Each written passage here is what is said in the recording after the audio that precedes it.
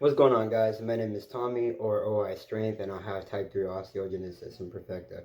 For today's topic, I want to talk about being immobilized, why it's very important to be active.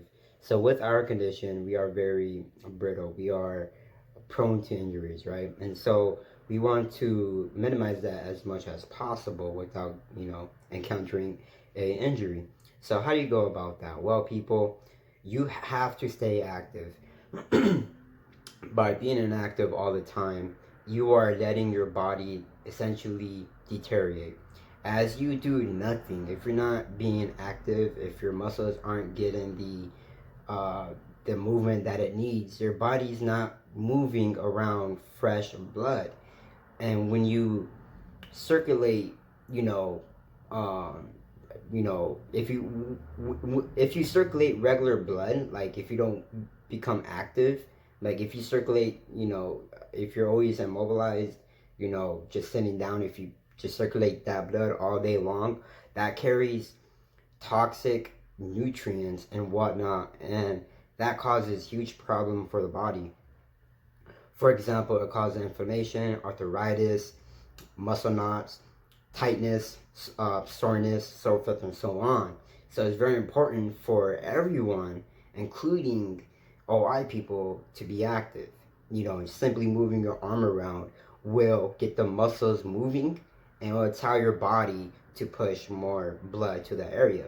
And when you push blood to a certain area or throughout your body, it nourishes your muscles, it nourishes the body, right? And it removes that toxic waste within your blood, right? So when you move around, you're getting your heart beating, and when you have your heart beating, it's moving all the blood flow, right?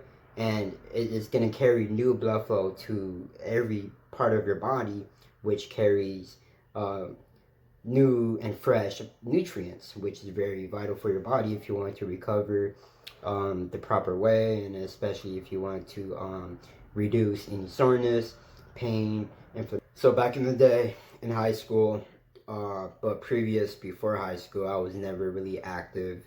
Like, I didn't really care about being active. I sat down all day playing video games, watching TV. I was overweight, but during high school, I wanted to become active because I was very prone to injuries. Like, I was very delicate back then compared to today.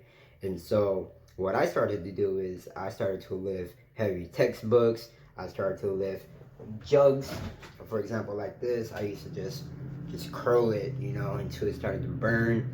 And it's much safer to go about when you're not lifting weights, because with weights it's heavier and it has a different type of mass and resistance to it, right? Whereas, a jug like this won't really cause an injury unless you do some funny stuff.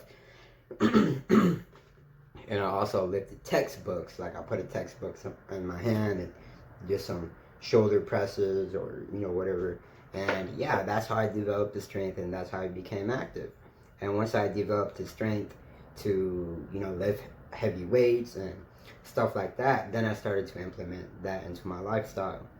But for you people, for who are inactive, I highly recommend you people using a resistant band. If you guys need help with any workout, routines or building muscle or anything like that, I have a coaching service. I'm a coach, so if you guys are interested, click in the description and go from there, or message me directly, right? But resistant bands is very ideal to go about because it's not heavy, as in, like, it doesn't weigh as much as weights do. They're very, very portable, very versatile. They're very, very light, but yet they are very effective for building muscle and developing strength.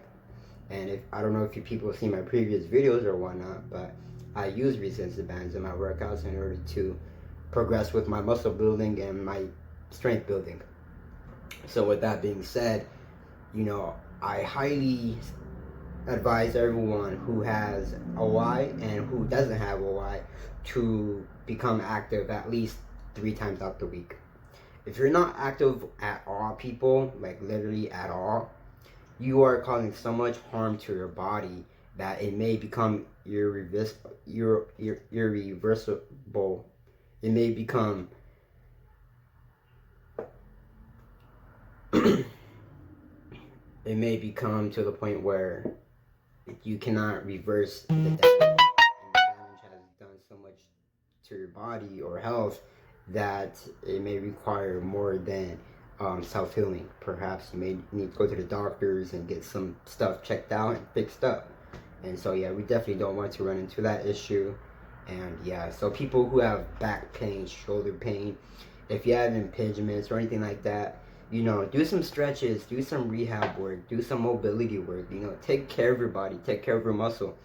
Your body's like a car, it's like a machine. You know, if you leave your car, you know, inactive for a very long time, what happens to the battery? The battery dies. You know, if you feed it bad gasoline, what happens to the engine? You know, if you're not taking care of the oil change, what happens? So essentially, if you're not taking care of your body, what will happen? You know, think about that, people. But that's it. Hopefully you learned something from this video. If you did, please leave me a thumbs up, subscribe to the channel, and please leave me a comment down below. Catch you guys later.